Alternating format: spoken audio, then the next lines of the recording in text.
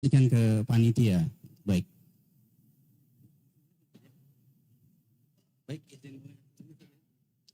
Bismillahirrahmanirrahim. Assalamualaikum warahmatullahi wabarakatuh. Alhamdulillah hamdan katsiran thayyiban mubarakan fihi kama yuhibbu rabbuna wa yarda. Asyhadu an la ilaha illallah wahdahu la syarikalah wa asyhadu anna Muhammadan abduhu wa rasuluh amma ba'du. Para jamaah hadirin yang berbahagia yang dimuliakan Allah Subhanahu wa taala. Alhamdulillah pada kesempatan petang yang berbahagia ini, di kesempatan hari Jumat ya, kita berada atau memasuki malam yang pertama dari bulan Safar 1447 Hijriah, bertepatan dengan 25 Juli 2025.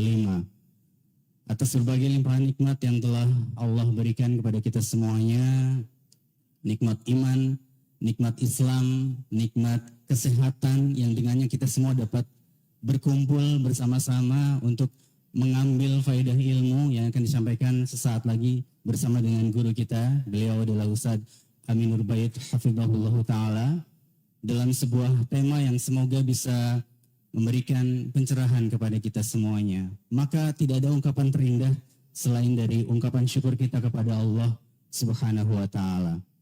Salawat serta salam semoga senantiasa tercurah kepada junjungan Nabi besar Rasulullah Muhammad sallallahu alaihi wasallam. Semoga juga senantiasa tercurah kepada keluarganya, kepada para sahabatnya, kepada para pengikutnya yang setia hingga akhir zaman, yang semoga kita semuanya termasuk di dalam golongannya. Amin ya rabbal alamin. Hadirin jamaah yang dimuliakan Allah Subhanahu wa taala, alhamdulillah kita akan mengikuti sebuah pembahasan materi yang sangat menarik dan patut untuk dibahas, Ustaz ya. Ustaz Aminur Bait. Sebelumnya kita akan menyapa beliau terlebih dahulu. Assalamualaikum Ustaz. Waalaikumsalam warahmatullahi wabarakatuh. Alhamdulillah. Kebalik Ustaz. Alhamdulillah sehat Ustaz. Ustaz juga sehat ya. Alhamdulillah. Tadi nyampe jam berapa Ustaz? Di kesempatan hari Jumat di Cirebon jam 11. Masya Allah. Kemudian Jumatan di Sambungan Quran. Lalu workshop dari jam 1 sampai jam 5. Masya Allah. Allahu Akbar. Padat banget jadwalnya Ustaz. Dan sekarang langsung baru yang ketiga ini. Oh, ini baru yang ketiga. Iya, Masya Allah, Masya Allah. Besok masih ada jadwal-jadwal lainnya yang menanti tadi ya. Masya Allah, Masya Allah. Barakallahu fikum. Semoga sehat selalu tadi ya. Amin. Amin, amin ya rabbal alamin. Ya, Bapak Ibu hadirin jamaah yang dimuliakan Allah Subhanahu wa taala. Ya, izinkan kita sebagai pemandu acara ya sebelumnya untuk membacakan susunan acara pada penyelenggaraan kajian spesial talk show katanya seperti itu. Yang pertama adalah pembukaan, kemudian materi ya, materi nanti akan disampaikan 10 sampai 15 menit dan selebihnya diberikan kesempatan buat teman-teman jamaah yang ingin, kata Ustadz, bahasanya curhat ya Ustadz ya, seputar problematika rumah tangganya. Karena tema kita sangat tepat sekali, yaitu meneladani Rasulullah Shallallahu Alaihi Wasallam dalam berumah tangga. Ya, jadi silakan buat teman-teman jamaah yang ingin curhat kita atau bertanya maksudnya ya, bisa langsung acungkan tangan dan silakan nanti sampaikan pertanyaannya. Atau kalau malu bisa melalui secari kertas. Jangan lupa tulis namanya. Enggak ya, nggak usah ya. Langsung aja tulis pertanyaannya ya. Baik. Jadi nanti dikumpulkan pertanyaan di depan dan insya Allah kita akan bacakan satu persatu. Mudah-mudahan waktu yang terbatas ini bisa cukup untuk kita menimba ilmu bersama dengan beliau hafizahullah ta'ala. Ya, sebelumnya Ustaz Aminur Bait hafizahullah ta'ala berasal dari Lamongan, Jawa Timur Ustaz ya. Koreksi kalau saya salah Ustaz ya. Beliau menempuh jenjang pendidikan strata 1 di tahun 2002 dengan mengambil jurusan teknik nuklir di Universitas Gadjah Mada Yogyakarta dan lulus pada tahun 2006.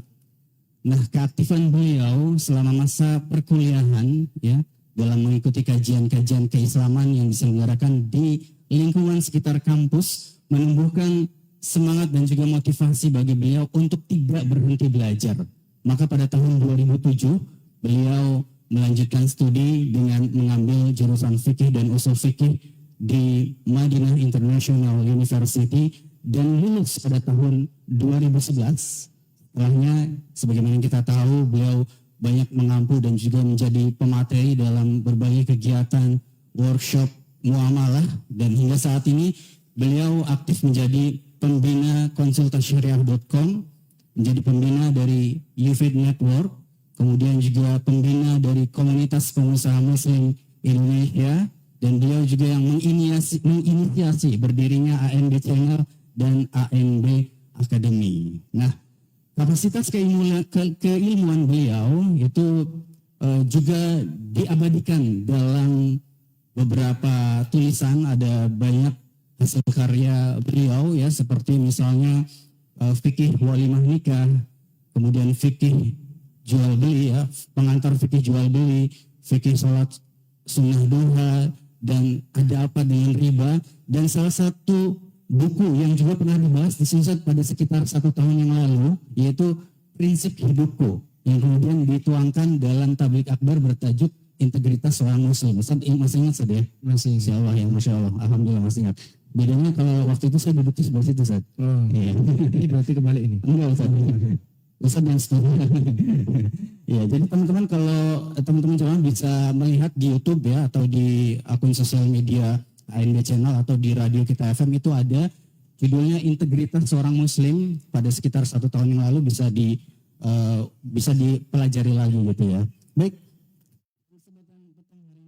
akan membahas sebuah tema Ustaz tentang sebuah permasalahan yang semoga bisa menginspirasi kita untuk lebih baik lagi dalam berumah tangga, karena memang sebaik-baiknya rumah tangga itu adalah rumah tangga Rasulullah SAW. Bagaimana kehidupan beliau dan bagaimana secara umum kehidupan dari rumah tangga Rasulullah. Sebetulnya sebagai awalan atau mukaddimah dari pertemuan kita di petang hari ini. Ustaz. Assalamualaikum warahmatullahi wabarakatuh. Alhamdulillah wassalatu wassalamu ala Rasulillah wa ala alihi wa sahbihi wa mawalah.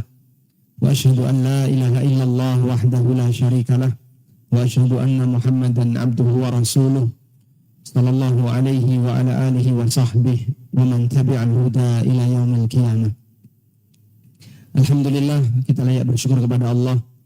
Malam ini di Masjid Jami' As-Sunnah, Pondok Pesantren As-Sunnah Cirebon, Allah kumpulkan kita dalam rangka untuk belajar bersama dengan mengangkat tema meneladani keluarga Nabi Sallallahu Alaihi Wasallam. Saya boleh sebut ini mungkin tantangan bagi saya, karena biasanya yang punya tema seperti ini sekelas Ustaz Syafiq, Ustaz Firanda. Nah, ini ANB kok disuruh ngisi kayak gini. Kadang saya merasa ini saya sudah cukup umur atau belum untuk ngisi masalah seperti ini. Baik, namun mudah-mudahan kita bisa melihat beberapa hal yang barangkali bisa kita teladani dari apa yang dilakukan oleh Nabi Sallallahu Alaihi Wasallam ketika beliau berumah tangga. Mohon bapak-bapak jangan melihat satu sisi saja ya. Meneladani Nabi SAW dalam berumah tangga berarti poligami Pak Ustaz. Nah itu out of the box. Saya tidak bahas bagian itu ya. Saya tidak bahas bagian itu. Tapi insya Allah masih banyak sisi yang lain yang bisa kita ambil pelajaran. Sebelumnya begini. Dalam kajian ilmu fikih, para ulama mengatakan secara umum terbagi menjadi 4 pokok bahasan. Yang pertama adalah fikih ibadah. Fikih ibadah ini membahas dari mulai toharoh, sholat, zakat, haji, masalah ahkamul janaiz, kemudian nazar dan sumpah, penyembelihan, kurban dan akikah. Ini kajian di fikih ibadah. Kemudian yang kedua adalah fikih muamalah. Baik yang berkaitan dengan masalah harta, muamalah maliyah, atau yang tidak ada hubungannya dengan harta. Seperti bagaimana berinteraksi dengan tetangga dan seterusnya. Yang ketiga, fikih usrah, fikih keluarga. Ini membahas dari mulai bagaimana pembentukan keluarga sampai bubar keluarga. Baik bubar resmi maupun bubar tidak resmi. Apa ada Pak bubar tidak resmi? Bubar tidak resmi itu maksudnya adalah kematian. Karena kematian tidak bisa direncanakan. Maka ada istilah cerai hidup, satu lagi cerai mati. Karena itu adalah ending dari sebuah keluarga, pembubaran terjadi, ada yang sifatnya bubar resmi dan bubar tidak resmi. Baru setelah itu masuk yang keempat, fiqhul qada wal jinayat. Fikih seputar masalah peradilan dan tindak kriminal dalam Islam. Termasuk misalnya berkaitan dengan masalah bagaimana kaum muslimin bisa menaklukkan daerah yang lain melalui kegiatan jihad. Nah, ada satu pelajaran berharga yang disampaikan oleh sebagian ulama. Dalam kajian fikih keluarga itu didahulukan. Dalam kajian fikih, pembahasan fikih keluarga didahulukan sebelum pembahasan jihad. Mereka mengambil kesimpulan seperti ini. Fa inna ijadal mu'min khairun min i'dami alfi kafir. Menghadirkan seorang muslim untuk hidup, maksudnya adalah melahirkan anak yang beriman, itu lebih baik daripada menghilangkan 1000 nyawa orang kafir. Saya ulang ya, menghadirkan anak yang beriman itu lebih baik daripada menghilangkan 1000 nyawa orang kafir. Karena tujuan hidup ini adalah mewujudkan tauhid. Maka pada saat seorang mukmin dia punya keturunan dan dia didik anak keturunannya untuk jadi mukmin yang baik, dia mewujudkan penerus yang mentauhidkan Allah. Apalagi ketika mukmin yang dihadirkan itu punya pengaruh besar bagi kebaikan kaum muslimin. Misalnya dia adalah tokoh yang mendakwahkan Islam, banyak memberikan pengaruh besar bagi masyarakat. Sampai kalau nggak salah ini perkataan Suyuti ya. Dia pernah menyampaikan hubungan badan yang menghasilkan manusia sekelas Imam Syafi'i atau menghasilkan manusia sekelas Imam Ahmad lebih baik daripada tahajud 1000 tahun. Karena kehadiran orang ini sangat dibutuhkan oleh manusia. Demikianlah pengaruh hebat dari keluarga mukmin. Alhamdulillah, apalagi ketika kita sudah dianugerahi oleh Allah hidayah untuk meniti sunnah. Bersama lingkungan ahlu sunnah, komunitas ahlu sunnah, suami istri sudah sama-sama kenal sunnah. Kurang apa lagi? Memperbanyak keturunan di situ akan melahirkan generasi yang akan melanjutkan kegiatan ahlu sunnah. Dan alhamdulillah, rata-rata teman-teman yang sudah banyak belajar agama semacam ini, sudah kenal sunnah, mereka tidak takut punya banyak anak. Coba di antara bapak-bapak, ada hadiah nggak Ustaz? Nggak ada. Dicatat saja dulu. Hadiahnya terutang. Coba di antara bapak yang anaknya paling banyak, angkat tangan. Anaknya paling banyak. 8. 7. 8. Ada yang lebih dari 8? Lebih dari 8.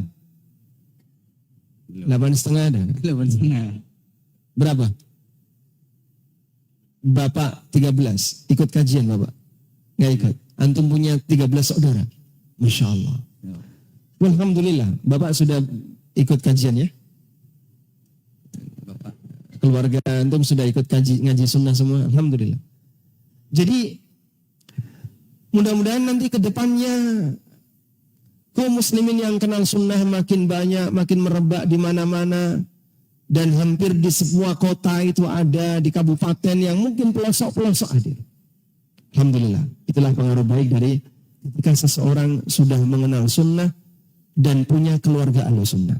Baik, selanjutnya Pak, para nabi sendiri Allah Subhanahu wa Ta'ala jadikan mereka punya keluarga. Allah Ta'ala berfirman, وَلَقَدْ أَرْسَلْنَا رُسُلًا مِنْ قَبْلِكَ وَجَعَلْنَا لَهُمْ أَزْوَاجًا وَذُرِّيَّةً.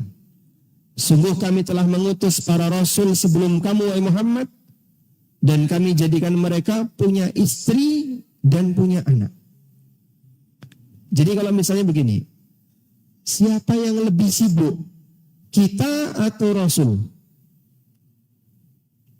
Saya ulang, siapa yang lebih sibuk, kita atau Nabi, Pak? Oh jelas Nabi, Pak. Beliau itu melayani banyak sekali masyarakat. Mohon maaf ya, kadang ada seorang ustadz yang beliau sering didatangi orang konsultasi, mau tanya, bergerak sebentar, ustadz mau tanya, gerak sebentar, kau mau konsultasi. Itu saja kadang beliau sudah merasa, Masya Allah saya sudah gak bisa ngapa-ngapain nih. Lalu banyak orang yang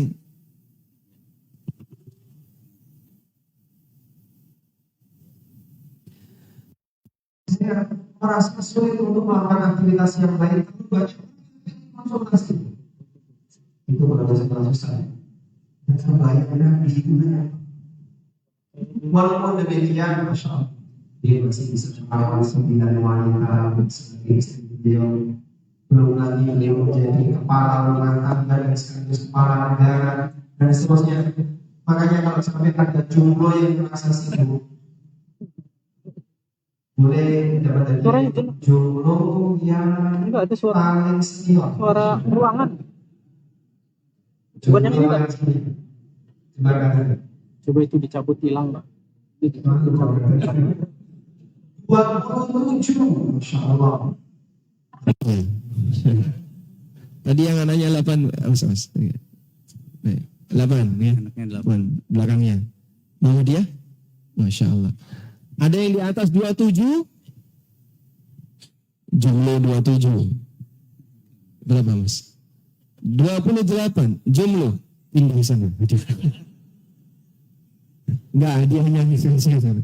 Kasihkannya sebelah saya, sebelah. Baik, kamu saya kasih hadiah juga. Masya Allah. Alhamdulillah. Silakan duduk. Masya Allah. Kesibukannya apa kok sampai 28 belum nikah? Jadi jangan sampai kita merasa wah,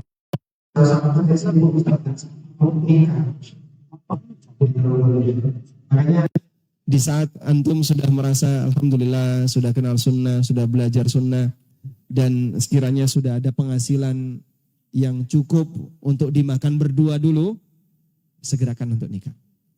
Nabi SAW kasih motivasi, ya ma'syarus sabab, ya ma'syarus syabab, man istata'a minkumul ba'ah falyatazawwaj. Wahai para syabab, siapa yang sudah punya kemampuan. Al-ba'ah di sini ada khilaf, walaupun pendapat yang lebih kuat adalah kemampuan ekonomi. Falyatazawwaj, maka hendaknya dia segera menikah. Karena pengaruh besarnya bagi kaum muslimin itu besar. Baik. Selanjutnya, Nabi kita SAW punya satu kelebihan, di mana beliau SAW itu bisa ditiru dalam setiap aktivitas hidupnya. Maksudnya begini, ada Nabi yang sampai beliau diangkat oleh Allah itu belum menikah. Sebutkan siapa namanya? Nabi Isa alaihissalam. Makanya kalau kita mencari seperti apa panduan interaksi Nabi Isa dengan istrinya, nggak ada. Karena sampai beliau diangkat oleh Allah dalam posisi beliau belum menikah. Kemudian ada Nabi yang cerita tentang interaksi dengan keluarganya tidak banyak. Nabi Ibrahim alaihissalam, Nabi Lut, Nabi Nuh, baik yang istrinya solehah maupun istrinya mengkhianati suaminya. Seperti Nabi Lut dan Nabi Nuh. Tapi Nabi Muhammad SAW, interaksi beliau dengan istrinya dari mulai sebelum jadi Nabi sampai beliau wafat. Jadi kita bisa mendapatkan data yang paling banyak tentang bagaimana cara Rasulullah SAW hidup berkeluarga. Itu semuanya termaktub dalam fikih usrah yang dibahas oleh para ulama. Sehingga kalau kita mau menggali bagaimana kehidupan keluarga Rasulullah SAW, beliau berkeluarga dari sebelum jadi sampai beliau meninggal dunia, sallallahu alaihi wasallam. Nah, panduan yang diberikan oleh Allah bagi beliau dan sekaligus untuk kaum muslimin berkaitan dengan masalah berkeluarga itu banyak sekali dalam Al-Quran. Sampai ada beberapa surat yang secara spesifik membahas dunia keluarga. Contohnya apa Pak? Surat At-Tolak Pak. Sesuai dengan namanya, berarti berkaitan dengan masalah perceraian di bagian awal. Termasuk karena Nabi SAW sempat bersumpah untuk tidak minum madu gara-gara apa?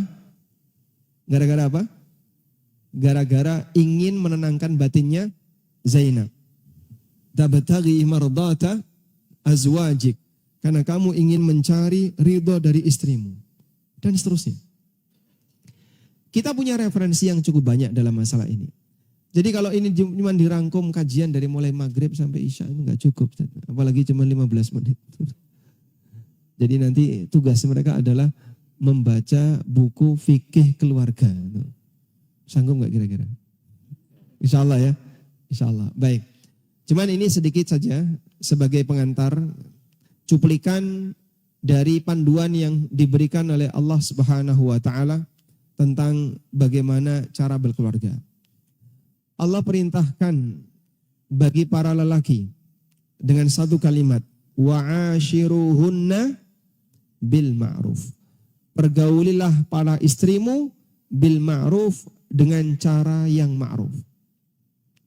Itu perintah yang paling sentral berkaitan dengan masalah keluarga. Tercakup di dalamnya yang namanya mempergauli pasangan secara ma'ruf itu gimana sih Pak? Mencakup yang wajib maupun yang sunnah. Mempergauli istri yang wajib, menunaikan hak istri yang asasi. Nafkah, baik lahir maupun batin. Yang itu menjadi tujuan utama pernikahan. Makanya para ulama mengatakan, kalau sampai ada orang yang dia secara sengaja menelantarkan istrinya dengan malas bekerja. Jadi dia bukan nggak mau ngasih nafkah, cuman dia nggak punya, saya nggak punya apa-apa. Nah, kenapa kamu nggak punya? Saya malas kerja, hobinya cuman mancing, sampai menelantarkan keluarganya, maka dia berdosa. Nabi SAW mengatakan, kafa bil mar'i ithman ayyudayyi'a may yaqut. Cukuplah orang itu berbuat dosa ketika dia menyanyiakan orang yang wajib dia nafkahi. Gambarannya kayak gini. Kira-kira menurut bapak-bapak ya, berapa nilai nafkah minimal sehari yang cukup untuk menghidupi seorang istri dengan standar hidup normal sesuai dengan standar Cirebon? Berapa kira-kira Pak? Kira-kira 50.000 itu bisa hidup nggak istrinya Pak? Bisa ya? Berat. Berat. Kenapa berat? Jadi nerima nafkah 50.000 itu sambil pusing gitu ya. Kepalanya berat. Berapa kira-kira? 50 bisa? Masih bisa hidup ya? Normal ya? Bisa hidup normal dengan 50.000. Maka misalnya secara uruf di sini, berdasarkan kebiasaan masyarakat sini, wanita bisa hidup normal dengan nilai 50.000. Kalau kurang dari itu gimana Pak? Kalau kurang dari itu ada dua kemungkinan. Satu, suami masih punya tapi gak dikeluarkan. Dua, suami udah gak punya. Nah, untuk yang pertama, Nabi SAW ngasih solusi apa? Istri boleh ngambil uang suami, tapi dengan satu syarat, jangan sampai ketahuan. Duh, serius itu. Karena ketika Hindun tanya kepada Nabi SAW, ya Rasulullah, inna Aba Sufyan rajulun syahi. Ya Rasulullah, sesungguhnya Abu Sufyan orangnya pelit. Dia enggak memberikan nafkah yang cukup untuk diriku dan anak keturunanku. Maka Nabi SAW memberikan saran kepada Hindun. Khudhi mimmalihi ma yakfiki wa waladaki bil ma'ruf. Silahkan kau ambil hartanya Abu Sufyan itu yang cukup untuk dirimu dan anak keturunanmu dengan cara sewajarnya. Jadi kalau suami masih, sebenarnya Pak, suami saya itu masih nyimpen Pak. Tapi karena pelit sekali, saya tidak tahu dia punya rencana apa kok sebenarnya. Tapi karena terlalu pelit, sampai yang dikasihkan ke saya itu kurang. maka sang wanita ini, ibu ini berhak untuk mengambil tanpa sepengetahuan suaminya. Apa enggak dosa itu Pak? Nabi SAW sudah izinkan. Tapi harus sesuai dengan standar kebutuhannya. Artinya tidak boleh ngambil untuk disimpan, apalagi nanti dikasihkan ke orang tuanya tanpa sepengetahuan suaminya, itu enggak boleh. Namun kalau ngambil untuk kebutuhan pribadi dia, sesuai dengan standar yang cukup untuk dirinya dan anaknya, boleh tanpa harus izin suami. Yang kedua, di posisi ketika suami sudah nggak punya, dia sudah kasihkan semuanya, tapi masih kurang. Solusinya apa ini Pak? Suami diwajibkan untuk nyari kerja tambah. Diwajibkan untuk nyari kerja tambah. Sudah nyari kerja tambah belum Pak? Sudah Pak Ustadz. Apa? Mancing. Wah itu beda cerita itu Pak. Itu bukan nyari nafkah itu. Untuk hobi ya. Masya Allah. Sampai ada ungkapan ditulis di belakang truk itu ya. Omah muring tetap mancing. Tahu artinya? Omah muring marah. Walaupun yang di rumah marah tetap mancing. Nah kalau sampai seperti itu suami berdosa. Itulah makna dari hadis tadi. Kafa bil mar'i ithman ayyudayya mayyakut. Cukuplah orang disebut berdosa jika dia menyanyiakan orang yang wajib dia nafkahi. Keluargamu masih kurang nafkahnya. Baik Pak, sampai pada titik saya sudah berusaha sekuat tenaga, saya sudah jualan, tapi nggak laku. Saya daftar kerja juga nggak ada yang nerima. Saya sudah tawarkan jasa untuk siapa yang barangkali butuh jasa saya. Nggak ada yang mau ngambil jasa saya. Saya hanya mampu ngasih istri 20.000 sehari. Saya nggak bisa lebih dari itu. Lalu apa yang harus saya lakukan? Kalau memang Anda sudah berusaha dengan maksimal di posisi sampai pada titik sudah nggak sanggup lagi untuk ngasih tambahan, maka pilihan berikutnya jatuh ke tangan istri. Kau sabar atau mau pisah? Kok bisa Pak? Dia diizinkan untuk pisah. Iya. Pada kondisi ketika sang suami nggak bisa memenuhi nafkahnya, maka istri punya hak untuk gugat cerai. Sampai pada titik itu. Sudah? Ini bukan saran ya. Tapi sifatnya menjelaskan hukumnya boleh. Tapi ketika istrinya sabar, baik saya sabar. Ketika sang istri sabar, dia tetap mau bertahan, apapun pertimbangannya, baik demi anak atau malu, kalau dilihat oleh orang tuanya, dan seterusnya, dia insya Allah mendapatkan pahala, ngalah dengan haknya yang dikurangi. Dan itu salah satu di antara kelebihan ketika posisi wanita tadi mengalah. Selanjutnya, kita bicara dalam posisi normal berkaitan dengan masalah nafkah. Berikutnya, ketika orang berkeluarga itu kan pasti ada gesekan. Pasti ada apa? Gesekan. Nah, di posisi ketika ada gesekan, maka syariat memberikan beberapa tahapan solusi.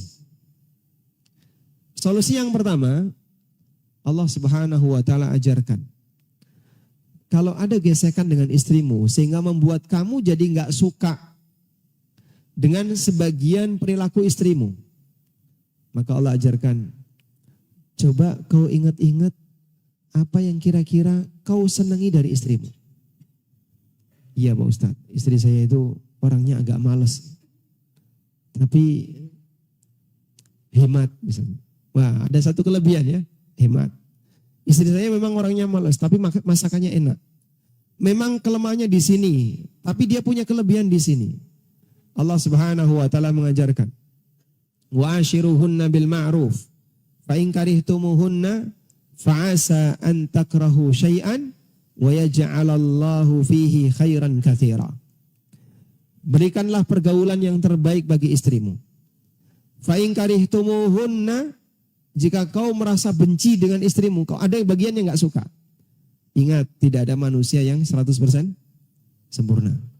Sebagaimana kamu punya kekurangan, istrimu juga punya kekurangan. Tinggal masalahnya, kacamatanya dipakai melihat apa?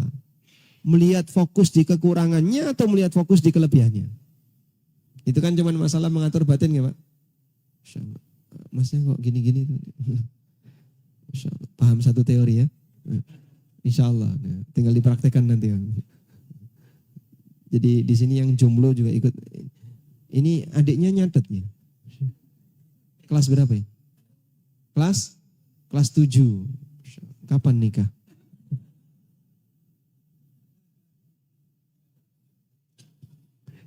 Kita lanjutkan. Jadi setiap orang pasti punya kekurangan. Ada sebagian ya. Di antara teman-teman itu yang mohon maaf, gampang tidak betah membersamai orang yang punya kekurangan. Bahkan sampai pun pasangan hidupnya. Akhirnya nikah, cerai lagi, nikah, cerai. Sudah. Istri pertama ada kekurangan, dia nggak betah, pisah. Dengan istri yang kedua ada kekurangan, dia nggak betah, pisah lagi. Dengan istri berikutnya juga sama. Kau mau cari apa? Yang kira-kira nggak ada kekurangannya Pak Ustadz.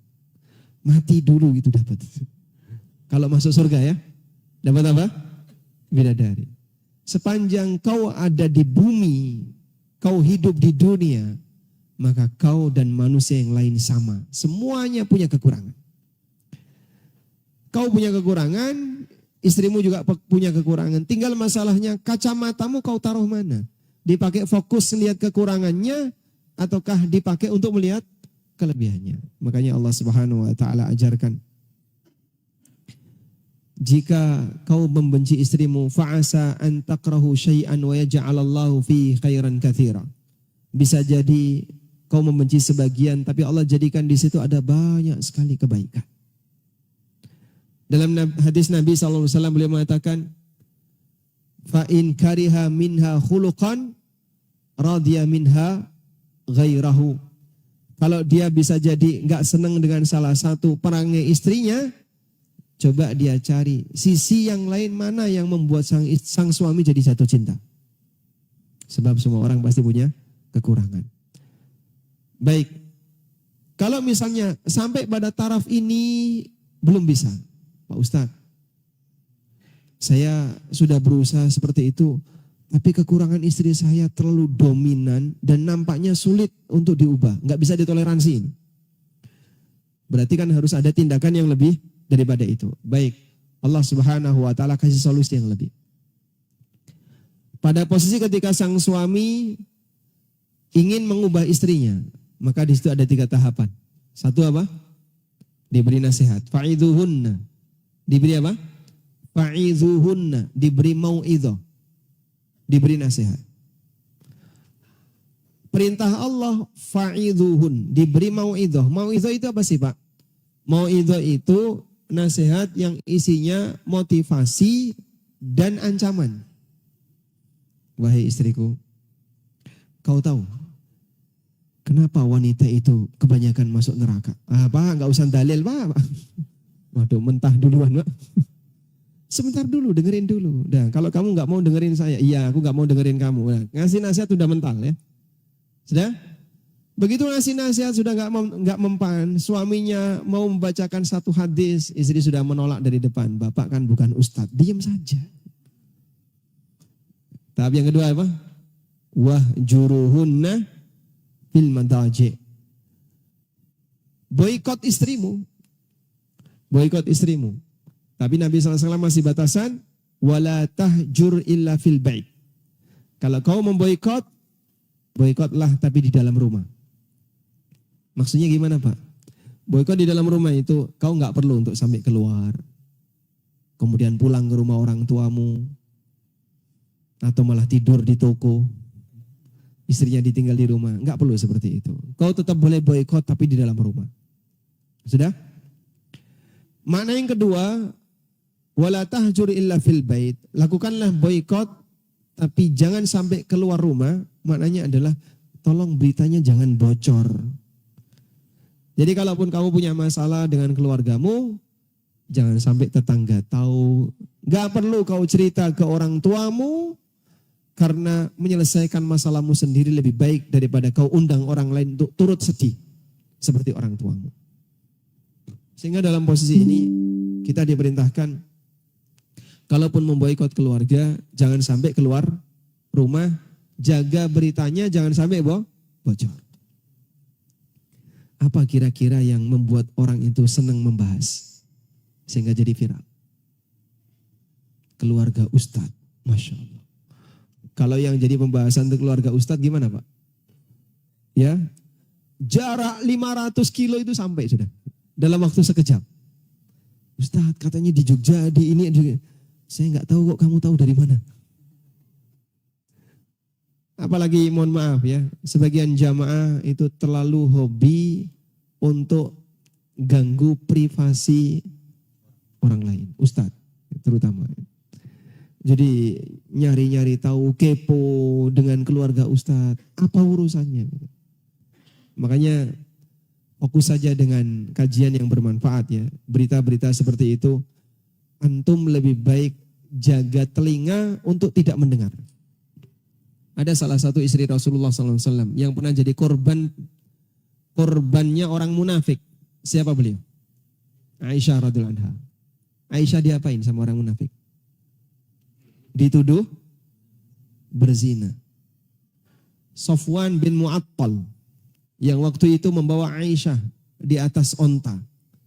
Sepeser pun Safwan gak nyentuh Aisyah. Bahkan ketika Safwan meminta Aisyah untuk naik ke atas onta, itu ontanya disuruh menderum, ditinggal.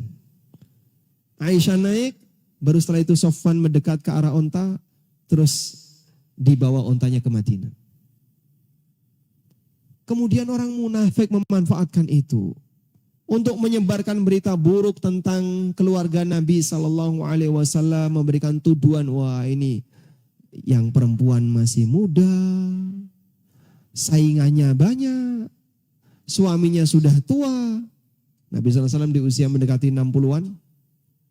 Sementara lelaki yang membawanya masih muda, Safwan bin Mu'attal masih muda. Langsung jadi berita viral. Ketika Nabi SAW tanya kepada Zainab, tahu Zainab? Zainab bintu Jahsh. Para istri Rasulullah SAW terbagi menjadi dua kubu.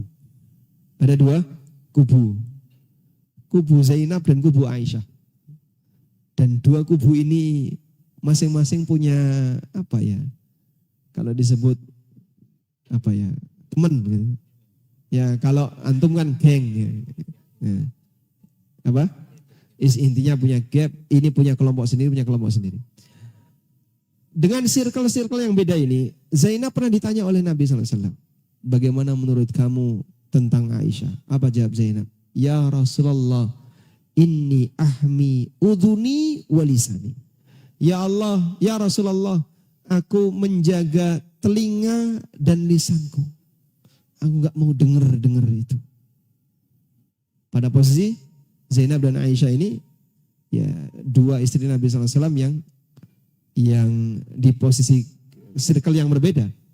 Tapi Zainab menjaga telinganya, menjaga pendengarannya, menjaga lisannya, jangan sampai bersentuhan dengan berita-berita seperti ini. Masya Allah. Ini beda dengan orang zaman sekarang ya. Baik, kita dengerin adzan Isya dulu. Wassallallahu ala nabiyyina Muhammadin wa ala alihi wa sahbihi wasallam. Ya, kita jeda sejenak dengan mendengarkan azan Isya. Setelah itu kita akan melanjutkan materinya, ya, dan sholat Isyanya nanti diakhirkan setelah penyelenggaraan kajian selesai. Ya. Silakan muazin.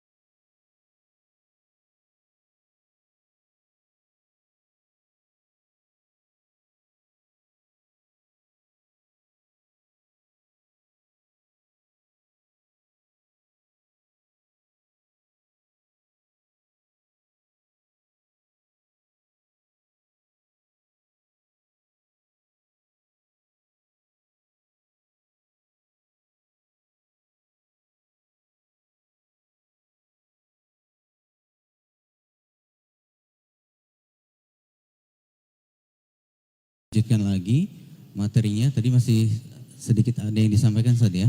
Setelah ini dipersilakan buat teman-teman jamaah untuk langsung bertanya melalui secari kertas atau bisa langsung mengacungkan tangan dan nanti silakan sampaikan pertanyaannya. Untuk akhwat, mohon maaf tadi lupa menyampaikan, akhwat bisa mungkin informasinya juga sudah tersebar ya, bisa dikirimkan melalui WhatsApp ya di nomor yang sudah tersebar sebelumnya.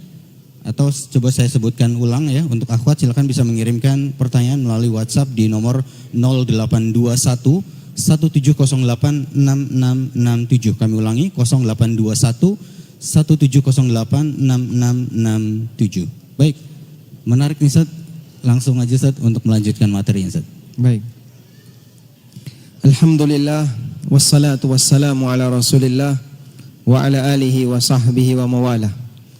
Kita selesaikan tadi ya. Jadi tadi kita sudah berbicara berkeluarga dalam kondisi normal. Kemudian bagaimana perintah Allah untuk mempergauli pasangan dengan cara yang terbaik.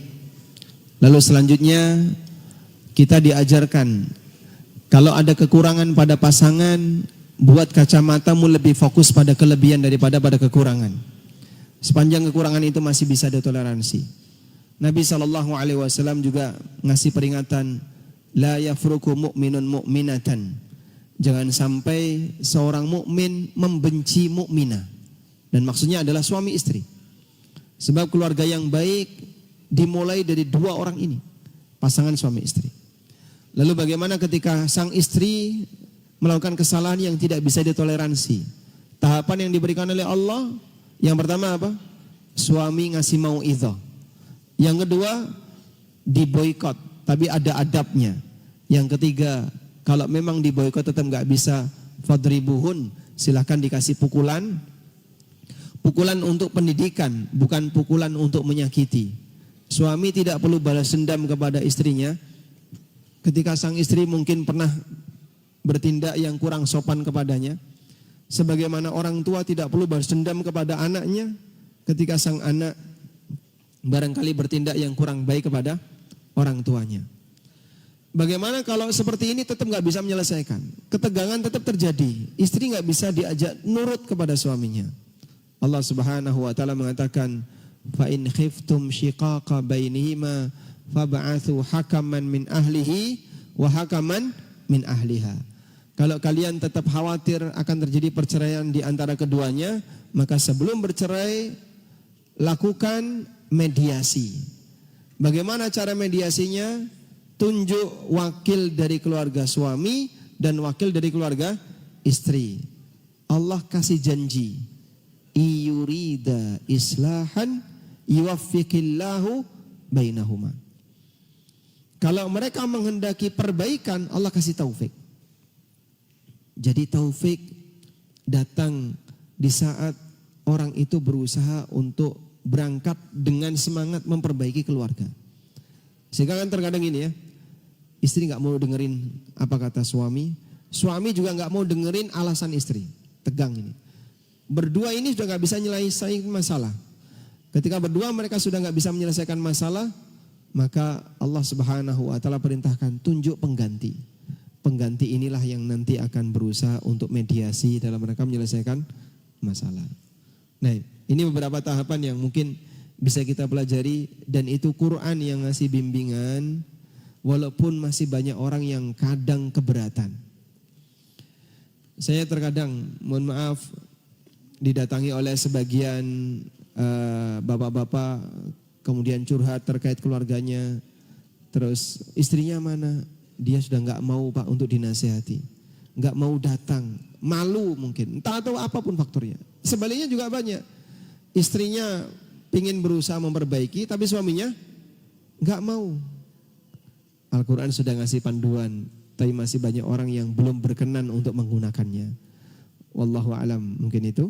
Wassallallahu ala nabiyyina Muhammadin wa ala alihi wa sahbihi wasallam. Insyaallah, terima kasih Ustaz, jazakumullahu khairan atas materi yang sangat bermanfaat sekali, luar biasa ya pembahasan kita di kesempatan petang hari ini, singkat tapi jelas dan padat dan cukup memberikan inspirasi buat kita agar kita lebih baik dalam menjalani bahtera rumah tangga ya. Silakan teman-teman jemaah bisa langsung bertanya. Ada, wah masya Allah ini masih sepi kertasnya Ustaz. Berarti tandanya baik-baik aja rumah tangga teman-teman jemaah Ustaz. Alhamdulillah ya. Oh ada nih, udah disinggung baru datang nih Ustaz. Ya tapi boleh langsung bertanya, boleh silakan.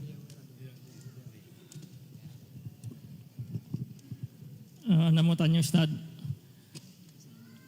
apa yang harus kita lakukan agar istri bisa mengingat kebaikan-kebaikan kita, bersyukur kepada suami. Kemudian yang kedua, dosa-dosa apa saja yang dilakukan oleh suami yang mengakibatkan kita dihukum oleh Allah, suami menjadi cerewet, rewel, kasar kepada kita. Syukran Ustaz. Bagaimana caranya agar istri selalu mengingat kebaikan suami sebagai nikmat? Suaminya punya banyak kebaikan enggak? Kalau punya mungkin banyak yang perlu diingat ya. Baik. Tapi insya Allah semua yang sudah kenal sunnah, dia potensi baiknya lebih besar. Ya. Ada orang tanya kayak gini ya. Katanya sholat itu bisa mencegah dari perbuatan keji dan mungkar. Allah telah menegaskan itu dalam Al-Quran. Nissalata tanha anil fahsyai wal munkar.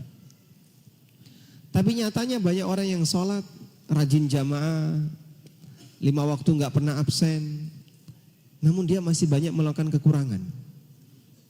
Misalnya, dia masih suka transaksi riba misalnya, atau masih suka mengambil hak orang lain, bahkan termasuk masih korupsi. Baik, kita kasih penjelasannya kayak gini. Itu yang korupsi, andai kan dia nggak sholat, makin parah Pak. Itu yang bertransaksi riba, itu yang mengambil hak orang lain, itu yang berbuat jahat. Andai kan dia nggak sholat, lebih parah keadaannya. Dan ketika dia sholat, sedikit lebih mending dibandingkan tingkatan maksiat andai kan dia nggak sholat. Baik, kaitannya dengan ini. Yang kenal sunnah itu punya kelebihan. Allah Subhanahu wa ta'ala jadikan hamba yang kenal sunnah, dia punya petunjuk karena menggigit sunnah Nabi SAW dengan gerahamnya. Addu alaiha bin nawajid. Cuman Pak, dia masih punya banyak kekurangan. Iya, andai kan suamimu gak kenal sunnah, lebih parah lagi daripada sekarang. Makanya ibu-ibu punya suami yang sudah kenal sunnah, layak untuk disyukuri. Alhamdulillah, sejak suami saya kenal sunnah Pak Ustadz, pengen nambah terus. Terus gimana itu? Itu menakutkan atau menyenangkan? Menakutkan bagi para wanita ya. Ya selalu membicarakan itu di dalam rumah. Ya sudahlah, kalau hanya sebatas jadi tema pembahasan, Anda tidak perlu sedih. Yang penting tidak dipraktekkan. Setuju nggak Pak? Setuju Ustaz. Baik, selanjutnya berbicara pada posisi gimana caranya membangun agar istri itu mengingat jasa baik suami, pintar bersyukur kepada suaminya. Memang seperti ini ada dua. Pertama, ada yang sudah jadi karakter bawaan. Ada model wanita yang dia mudah berterima kasih kepada suaminya. Karakter bawaan. Walaupun dia gak kenal sunnah, tapi sudah menjadi karakter bawaan dia. Yang kedua, ada wanita yang karakter bawaannya suka protes. Dikasih banyak protes, dikasih sedikit juga protes. Nah, untuk yang kedua ini barangkali bisa berubah dengan cara diberi mauidhah tadi Pak. Jadi Bapak bacakan hadis tadi. Nabi SAW mengatakan, wahai para wanita, tasaddaqna, bersedekahlah, karena aku lihat kalian itu banyak yang masuk neraka. Apa alasannya? Tidak berterima kasih. Salah satunya adalah takfurnal ashir, wanita itu suka kufur kepada suami. Maksudnya tidak pintar berterima kasih kepada suaminya. Mudah-mudahan kalau sering dibacakan itu setiap pagi dan sore, pagi sore, nanti ada perubahan. Wallahu a'lam. Baik. Yang kedua tadi udah. Semua dosa itu bisa berefek bagi keluarga, sebagaimana bisa berefek bagi diri sendiri. Allah Subhanahu wa ta'ala memberikan hukuman bagi sebagian orang dengan dosanya diwujudkan dalam bentuk suasana tidak nyaman yang dia rasakan baik ketika di keluarga maupun ketika di lingkungannya. Walaupun kita tidak bisa memastikan ya, Oh istri saya kayak gini kok, oh ini pasti gara-gara saya berbuat dosa A, berbuat dosa B. Namun salah satu cara agar kita tidak husnudzon kepada diri kita sendiri di saat atau biar kita suudzon kepada diri kita dan tidak terlalu husnudzon pada diri kita di saat ada kekurangan dalam keluarga yang membuat kita nggak nyaman, barangkali ini karena dosa saya. Wallahu a'lam. Baik, terima kasih Ustaz atas nasihatnya. Kita akan bacakan ya untuk pertanyaan yang masuk. Ini dari akhwat Ustaz ya. Bismillah, afwan Ustaz, Ana mau bertanya bagaimana menghadapi keluarga suami yang toksik dan suami tahu kalau keluarganya itu toksik gitu. Tetapi suami hanya diam saja, tidak membela istrinya. Tidak membela istrinya. Nah, memang terkadang mohon maaf ya, lelaki itu lebih cenderung pendiam. Karena dia mikirnya itu lebih lama daripada ngomongnya. Makanya ada hashtag laki-laki tidak bercerita Ustaz. Laki-laki tidak bercerita. Maksudnya apa ya? Rame. Waduh gimana ya? Susah Ustaz kalau dijelasin. Diam-diam punya simpanan gitu. Di rekening ada ya. Iya. Simpanan di tabungan ada. Bisa jadi itu ya. Jadi memang terkadang lelaki itu lebih cenderung dia diam sambil mikir apa kira-kira yang nyaman untuk disampaikan walaupun tidak segera. Makanya saat Ali bin Abi Thalib lagi punya masalah dengan Fatimah radhiyallahu anha. Ali itu kan langsung tidur di mana? Di masjid. Rasulullah SAW datang. Aina ibnu ammik? Di mana putra dari pamanmu? Laqad ghadabani falam yakil indi. Tadi dia sempat tegang dengan aku, kita lagi emosian, maka siang ini dia nggak tidur di sini. Nggak tidur siang, nggak qailulah di rumah. Nabi SAW kemudian keluar, minta sahabat cari di mana Ali. Ketemu, ya Rasulullah huwa fi masjid raqid. Ya Rasulullah, beliau sedang di masjid tidur. Nabi SAW ke masjid membangunkan Ali, kum ya Aba Turab, sambil membersihkan ada debu di badannya Ali. Begitu sudah bangun, Rasulullah SAW nggak tanya sepeser pun kepada Ali, kau punya masalah apa sama putriku? Dan seperti ini ya, contoh mertua yang baik. Gak usah Pak Anda ikut terlibat dalam masalah keluarga dan rumah tangga anak-anak. Mereka ini sudah dewasa, Anda sudah izinkan untuk menikah, berarti mereka siap untuk menyelesaikan masalahnya. Orang tua jangan ikut terlibat. Nabi SAW bangunin Ali, beliau gak tanya, kau punya masalah apa dengan Fatimah? Beliau gak tanya seperti itu. Ali pulang, masalah selesai. Maka terkadang ada masalah yang cuma diam saja, begitu malam hari selesai. Ada kayak gitu Pak? Gak harus selalu dibahas. Baik. Nah yang kedua, ketika sang suami tidak memberikan pembelaan kepada istri, ini juga terlalu global ya. Kita juga nggak ngerti latar belakang kenapa tiba-tiba ada kata pembelaan itu, latar belakangnya apa? Jika memang di sana ada bentuk kezaliman dari keluarga suami kepada istrinya, nah seperti ini Anda boleh minta kepada suami pelindungan, pembelaan, karena isinya apa? Kezaliman. Tapi kalau bukan kezaliman, misalnya urusan internal keluarga suami dan dia mempengaruhi suami dengan cara pengaruh yang kurang baik, terlalu toksik misalnya, tapi Anda tidak mendapatkan dampak buruk darinya, maka Anda tidak harus memaksa suami untuk memberikan pembelaan. Justru kalau bisa kasih advice ya, nasihat bagi suami, kira-kira gimana caranya agar pengaruh toksiknya ini tidak terlalu berlebih.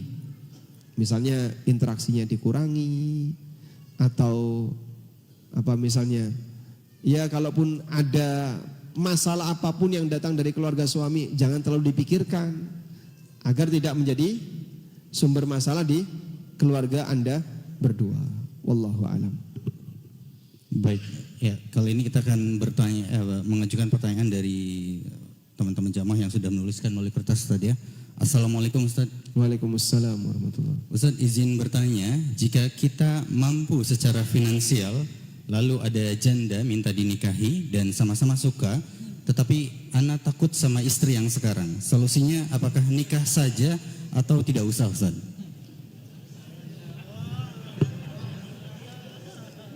Ada namanya nggak ini? Hah? Kayak perlu dilaminating, Ustaz. Iya.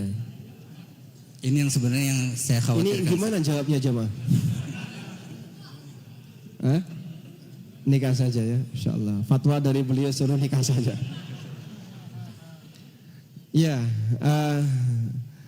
seperti ini memang tidak bisa dikasih jawaban baku. Karena tentu saja kan perhatian berkaitan dengan masalah poligami ini perlu melihat banyak faktor. Oleh karena itu, saya sarankan satu, istikharah. Kalau emang Anda sudah jatuh cinta kepada calon itu. Yang kedua, coba minta pertimbangan kepada orang soleh yang menurut Anda sarannya bagus. Dan mungkin tidak satu, beberapa misalnya. Mudah-mudahan dari hasil itu nanti ada pencerahan yang diberikan oleh Allah Ta'ala, ada taufik yang Allah berikan kepada Anda. Wallahu a'lam. Baik. Tulisannya Terima kasih, Ustaz. urgent. Hah? Urgent ada, oh Masya Allah, ada tulisannya urgent ya, nggak ikut-ikutan Ustaz. Iya. Baik, kita bacakan lagi pertanyaan selanjutnya, Ustaz. Apa hukumnya jika suami istri sudah tidak peduli lagi dengan satu sama lainnya, Ustaz? Istri cuek dan suami pasrah.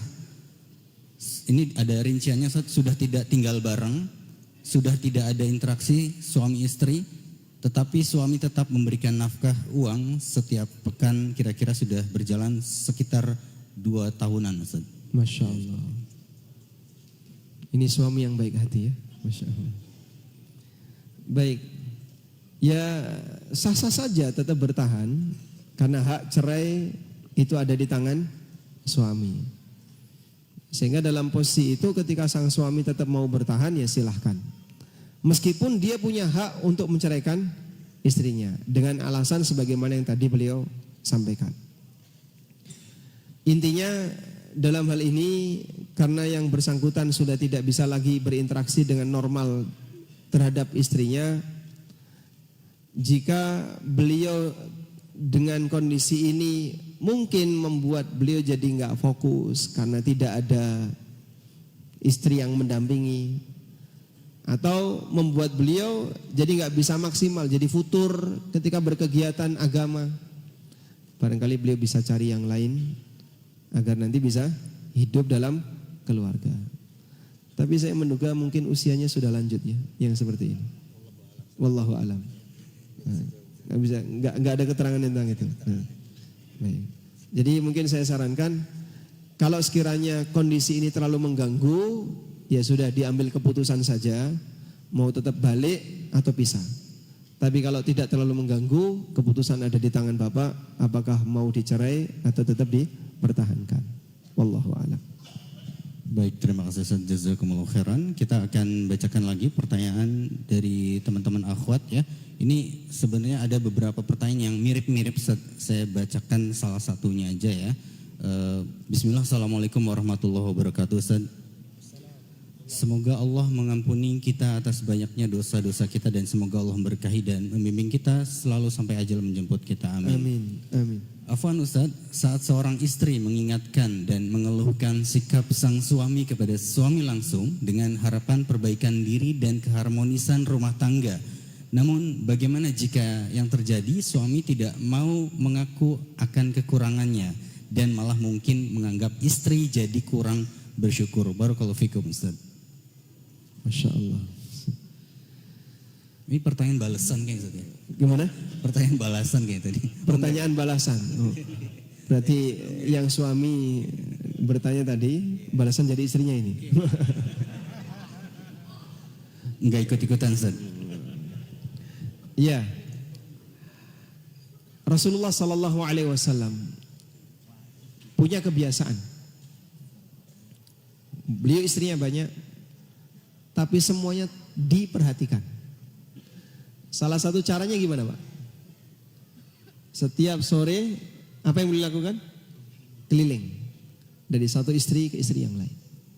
Keliling dari satu istri ke istri yang lain. Udah?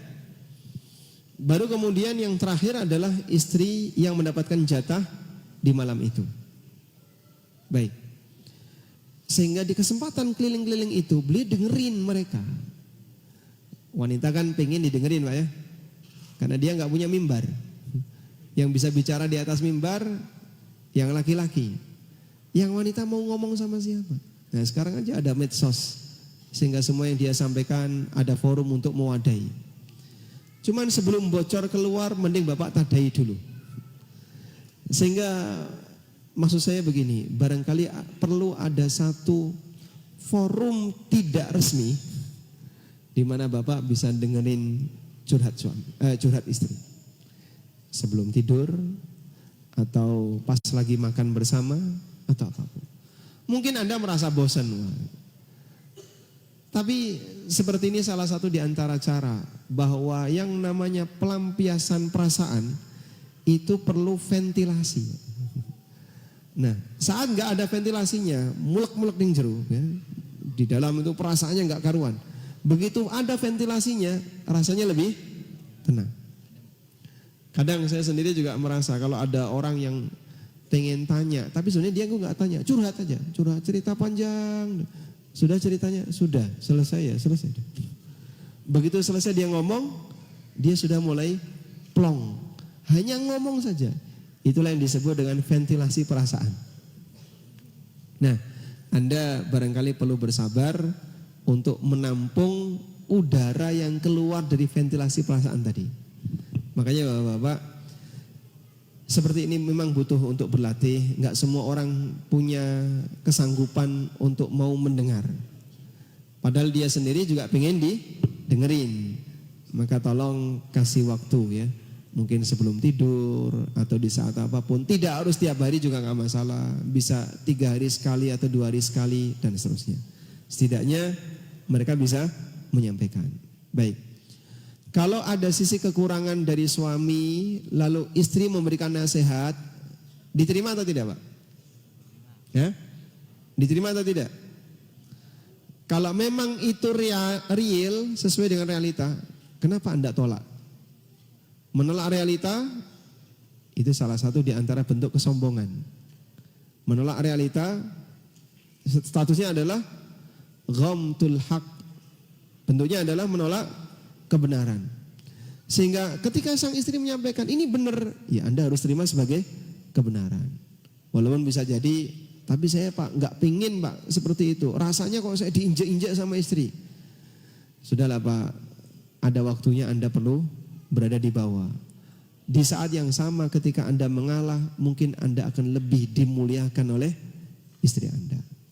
Wallahu a'lam. Baik, terima kasih Ustaz. Kita akan bacakan lagi pertanyaan selanjutnya dari teman-teman jemaah. Bismillah Ustaz, mohon nasihat terbaik untuk kami agar bisa menghadapi ujian dengan sabar dan menemukan solusi yang diridhoi Allah. Beberapa tahun terakhir penghasilan utama kami turun drastis Ustaz. Dulu rata-rata di atas 7 juta rupiah dengan pengeluaran sekitar 5 juta rupiah per bulan. Sekarang rata-rata 2 jutaan per bulan, sementara pengeluaran bulanan masih di angka 3 sampai dengan 3,5 juta per bulan. Dulu dibantu ART, beberapa bulan terakhir tidak lagi. Apa yang sebaiknya saya lakukan sebagai suami?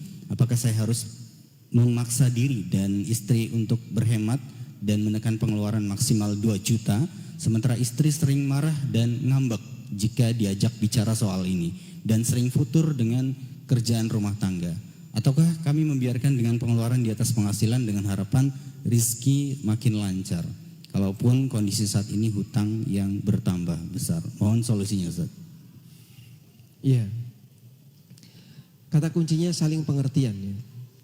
Jadi sebagaimana suami dituntut untuk pengertian dengan kekurangan yang ada pada istrinya, seharusnya di posisi yang sama istri juga harus bisa memahami kondisi suaminya. Ini sudah diupayakan dengan maksimal, tapi Allah takdirkan penghasilan suami sedang turun. Ada satu cerita ini. Hasan Al-Basri rahimahullah. Asalnya dari mana Pak? Basrah sesuai dengan namanya ya. Pernah suatu ketika karena beliau tinggal di Basrah, maka beliau tidak bisa haji sebagaimana umumnya orang Mekah yang bisa datang tiap tahun. Hasan Al-Basri melakukan haji. Sesampainya di kota Mekah, beliau ketemu dengan seorang penjual kain. Begitu mendekat, si penjual kain ini langsung memberikan penawaran terlalu berlebihan. Wah, Tuan beruntung ketemu saya. Kain saya ini kain yang bagus. Pokoknya Tuan kalau nggak beli nyesel nanti sampai rumah. Akhirnya beliau berpikir, nggak bener caranya orang ini kayak gini. Ditinggal. Ya. 2 tahun berikutnya, Imam Hasan Al-Basri datang lagi untuk berhaji. Beliau ketemu dengan penjual kain yang sama di 2 tahun yang lalu. Tapi kali ini cara orang ini dalam menawarkan barang jauh lebih santun. Silakan Tuan kalau tertarik, mari boleh diperiksa dulu. Gak ada misalnya terlalu menggebu-gebu untuk menawarkan agar dibeli. Dalam kondisi itu beliau itu penasaran. Hasan Al-Basri penasaran. Ada apa sampai membuat orang ini kok mengalami perubahan yang demikian drastis ketika dia berdagang? Tanya beliau, kamu kan 2 tahun yang lalu pernah ketemu saya. Kok sekarang ada perubahan, kenapa? Lalu penjual kain itu cerita. Wahai Tuan, dulu saya itu punya istri yang cerewetnya luar biasa. Kalau saya pulang bawa duit yang banyak, dia anggap sedikit. Kalau saya pulang bawa duit yang sedikit, wah Masya Allah. Piring terbang, gelas terbang. Akhirnya gara-gara itu sang suami jadi seperti apa ya, terdorong bagaimana caranya untuk bisa dapat duit banyak. Sehingga cara dia ketika berdagang jadi gak normal. Kemudian Allah wafatkan istri saya. Alhamdulillah. Nah, gimana? Inna lillahi wa inna ilaihi raji'un. Lalu Allah gantikan dengan istri yang baru yang jauh lebih qanaah dibandingkan istri yang pertama. Nah, istri saya yang baru ini, Pak, setiap kali saya mau keluar rumah untuk berdagang, kerah bajunya itu dipegang sama istrinya. Bukan pemberani loh ini. Ya fulan, sang istri menyampaikan sebuah pesan. Ya fulan, ittaqillah wa ajmilu fit talab. Wahai suamiku, bertakwalah kepada Allah, cari rizki yang benar. Fa in ji'ta biqalilin katsarna. Kalau bapak nanti pulang membawa duit sedikit, saya anggap itu banyak. Wa in ji'ta bila malin a'annaka. Dan kalaupun kamu pulang tanpa membawa duit, nanti tak bantu. Masya Allah, itu membuat sang suami langsung leram hatinya.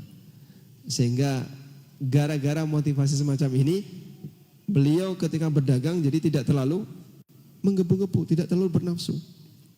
Karena tidak ada target. Ya. Yang penting pokoknya nanti dapat harta halal. Baik.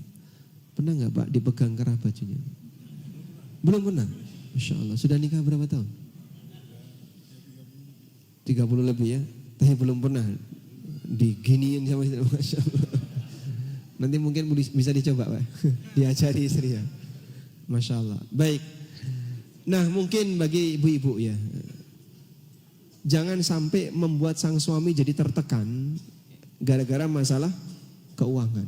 Apabila sang suami sudah maksimal mengupayakan itu, Anda seharusnya layak untuk bersyukur walaupun nilainya masih kurang. Tapi Pak kan dulu 5 juta, sekarang tinggal mau 3 juta aja gak sanggup.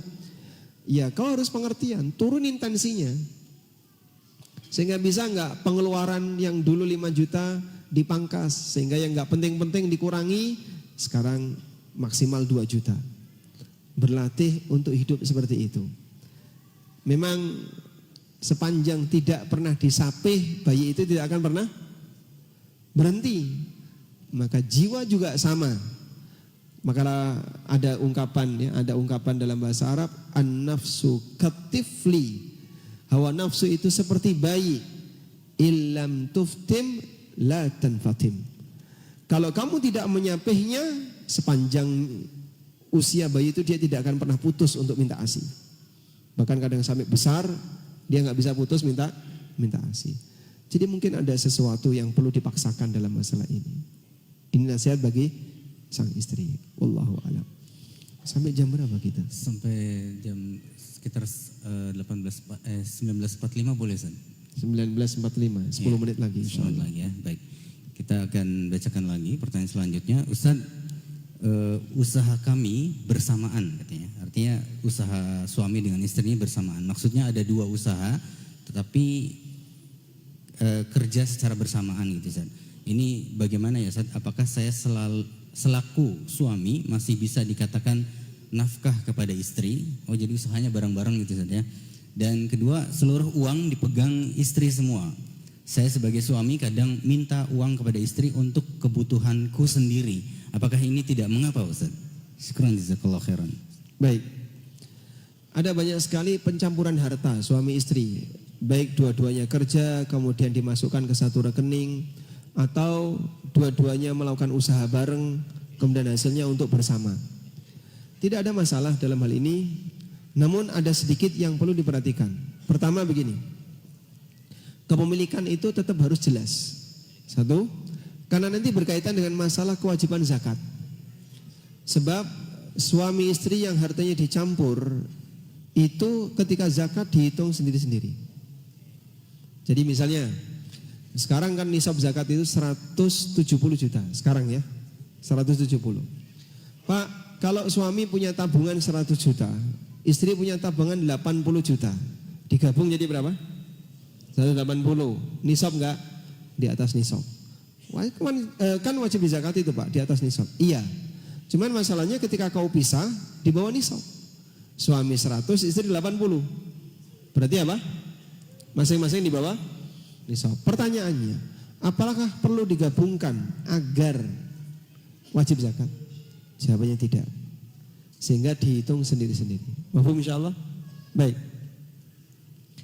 Oleh karena itu misalnya harta suami dalam hal ini di bawah nisab, harta istri juga di bawah nisab dari hasil usaha bareng tadi. Kalau digabungkan di atas nisab ketika dipisah di bawah nisab, berarti Anda tidak punya kewajiban bayar zakat. Yang kedua, pembedaan kepemilikan ini nanti penting berkaitan dengan jika salah satu ada yang meninggal. Salah satu ada yang meninggal, harta yang ditinggalkan jadi milik ahli waris. Iya, kalau ahli warisnya semuanya adalah keluarga inti, ada anak laki-laki di situ. Oh, berarti tidak keluarga saudara. Kalau ada anak laki-laki kan warisan tidak keluarga saudara, mungkin lebih aman. Tapi kalau nggak ada anak laki-laki, anaknya perempuan semua, berarti kan harus ada yang ke saudara. Ada yang ke orang tua juga, ketika orang tuanya masih hidup. Nah, maka dalam posisi ini perlu ada perhitungan detail agar tidak menimbulkan sengketa di saat salah satunya meninggal di belakang. Caranya gimana Pak? Baik, satu unit usaha tadi, ini kan usaha bersama suami, istri dan anak ya. Maka perlu ditegaskan, suami punya saham berapa persen, istri berapa persen, anak berapa persen. Kumpul bersama, mumpung semuanya masih bisa mikir bareng, tentukan. Nah, dari angka itu kunci. Berikutnya itulah nilai kepemilikan dari masing-masing pihak. Insya Allah dengan demikian kalau misalnya ada kasus salah satu meninggal, bapak meninggal, oh berarti jatah bapak 60% di unit usaha ini, atau 50% atau 30%. Baik, bagian itu yang diwariskan, sisanya tidak diwariskan. Wallahu a'lam. Baik, terima kasih Ustaz, jazakumullah khairan. Ya, satu lagi mungkin dari jamaah yang hadir di sini. Ustaz, boleh milih Ustaz yang mana Ustaz? Pilih. Iya, yang Masya Allah. Ini kesempatan yang terdekat. Silakan. Beliau punya hak jawab. Assalamualaikum warahmatullahi wabarakatuh. Waalaikumsalam warahmatullahi wabarakatuh. Ustaz, tadi kan banyak pertanyaan tentang hubungan suami istri. Sekarang saya tanyakan tuh hubungan orang tua dengan anak.